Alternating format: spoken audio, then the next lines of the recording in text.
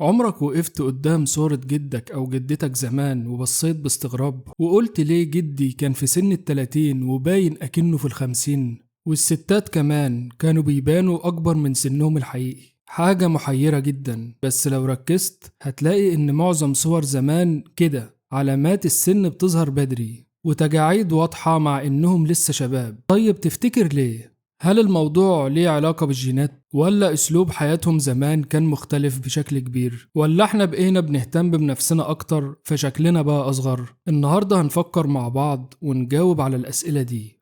نبدأ بنمط الحياة. الناس زمان عاشوا في ظروف صعبة جدا مقارنة بينا دلوقتي.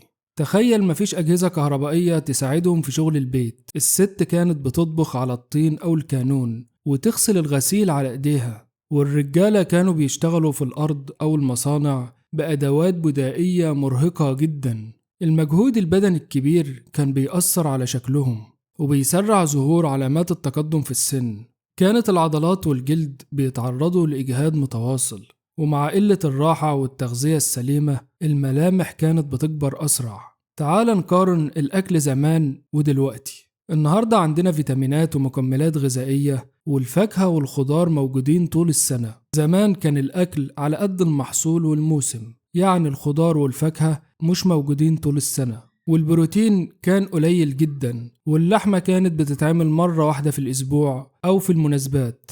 اللبن والسمن والجبن كانوا طبيعيين بس قليلين مش بيكفوا الاحتياجات. ونقص الفيتامينات كمان ليه تأثير مباشر على الشعر والجلد، خصوصا فيتامين سي وإي ودي والزنك، فطبيعي البشرة تعجز بسرعة والشعر يشيب بدري. كمان ظروف البيئة والشغل زمان ليهم عامل كبير. لو ركزت في الصور القديمة لمعظم الناس هتلاقي إن بشرتهم كانت غامقة والتجاعيد أعمق أكتر من الطبيعي، وده ليه تفسير منطقي. إن الناس أغلب شغلها في الأرض أو الشارع، يعني بيتعرضوا طول الوقت للشمس من غير واقي للشمس أو كريمات، والتعرض الطويل للشمس بيسرع الشيخوخة المبكرة. ده غير التلوث اللي كان موجود، وما كانش عندهم وعي كافي بأضراره، وكانوا بيشربوا مية غير نقية وممكن يستنشقوا دخان الفحم طول اليوم.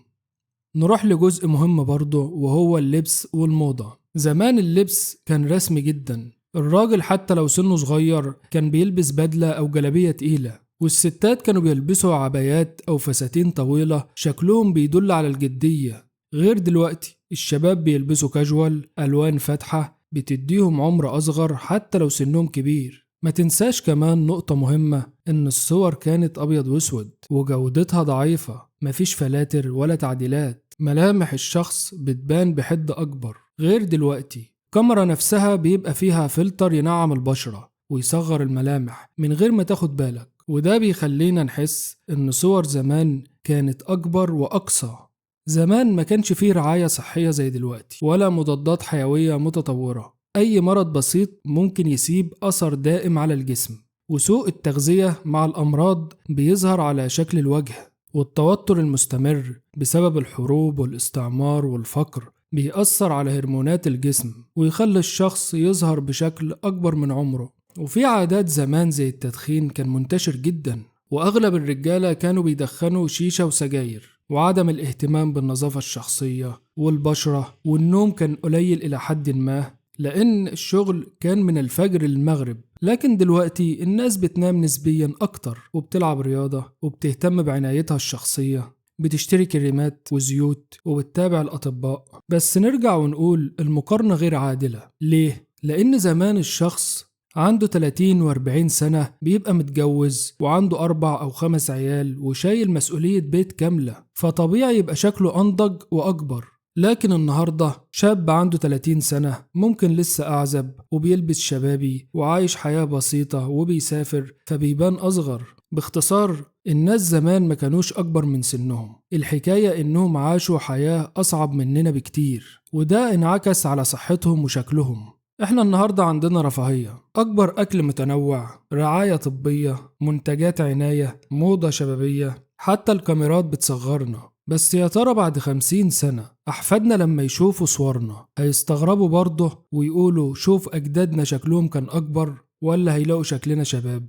اكتب لي توقعك في الكومنتات، ولو كان موضوعنا النهاردة عجبك اضغط لايك واشترك عشان يوصلك الحلقات الجاية.